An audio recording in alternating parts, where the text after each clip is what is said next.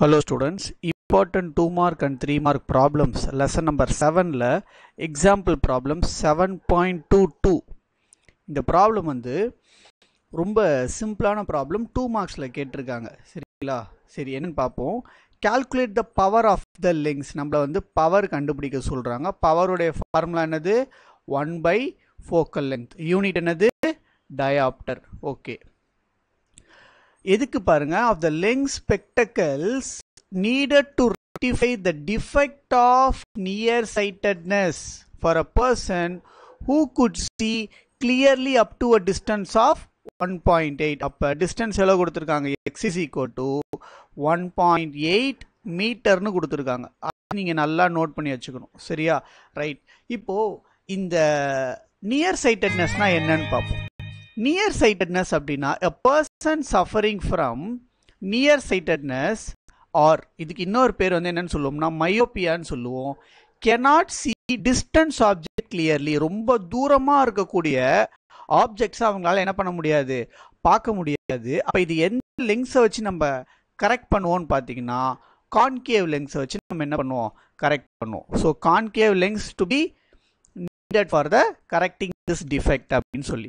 So இந்த formula focal length நம்ம எப்படி டெரிவேஷன் போட்டு எடுத்துகிட்டு வந்திருப்போம் அப்படிங்கிறத இந்த சைடில் நான் உங்களுக்கு ஷோ பண்ணியிருக்கேன். ஸோ இந்த 1/∞ நம்ம என்னன்னு சொல்லுவோம்னா விட்டுருவோம், தட் இஸ் 0ன்னு எடுத்துப்போம். ஸோ இந்த ஃபோக்கல் லெங்த்தோடைய ஆன்சர் என்ன கிடைக்குது? அப்போ எனக்கு ஃபோக்கல் லெங்த்தோடைய ஆன்சர் வந்து எனக்கு இந்த நியர் சைட்டட்னஸ்க்கு -x அப்படின்னு எடுத்துகிட்டு வருவோம். ஃபோக்கல் லெங்த்தோடைய ஆன்சர் என்னது? -x அப்படின்னு எடுத்துகிட்டு வருவோம். இதே வந்து நம்மளுக்கு ஹைப்பர் மெட்ரோபியானா ஃபோக்கல் லெங்த்துக்கு ஃபார்முலாவே வேற மாதிரி வரும். கரெக்டா? ஸோ அந்த வீடியோவும் நான் போட்டிருக்கேன், அதையும் போய் செக் பண்ணிக்கோங்க ஹைப்பர் மெட்ரோபியாவுக்கு.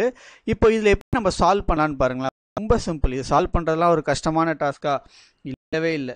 என்ன கொடுத்துருக்காங்க பாருங்க, எஃப் எக்ஸோட டிஸ்டன்ஸ் எவ்வளோ கொடுத்துருக்காங்க? -1.8 மீட்டர். அவ்வளோதான், ஃபோக்கல் லெங்த்தை கண்டுபிடிச்சிட்டோம். இந்த ஃபோக்கல் லெங்த் எடுத்துகிட்டு போயிட்டு இப்போ எதில் சப்ஸ்டிட் பண்ணோம்? பவரில் சப்ஸ்டிட் பண்ணோம்னா நம்மளுக்கு ஆன்சர். பவருடைய ஆன்சர் ஃபார்முலா என்னது? 1 by ஃபோக்கல் லெங்த். ஃபோக்கல் லெங்த்தோடைய ஆன்சர் என்னது? -1.8 மீட்டர். கரெக்டா? அப்போ இதை டிவைட் பண்ணும்போது நமக்கு ஆன்சர் என்ன கிடைக்குது? -0.56 அப்படின்னு கிடைக்கும். 56 என்னது? டயாப்டர். என்ன கிடைக்கும்? டயாப்டர். அப்போ இதுலேருந்து நம்ம என்ன சொல்றோம் அப்படின்னு பார்த்தீங்கன்னா, இந்த பவர் ஆஃப் த லெங்ஸ், சரியா, இந்த ஃபோக்கல் லெங்ஸ்ல இருக்கக்கூடிய நெகட்டிவ், இந்த பவர் ஆஃப் த லெங்ஸ்ல இருக்கக்கூடிய நெகட்டிவ் எனக்கு என்ன சொல்லுதுன்னா, நம்ம இந்த டிஃபெக்டை சரி பண்றதுக்கு என்ன லெங்ஸை யூஸ் பண்ணோம்? கான்கேவ் லெங்ஸை யூஸ் பண்ணோம்.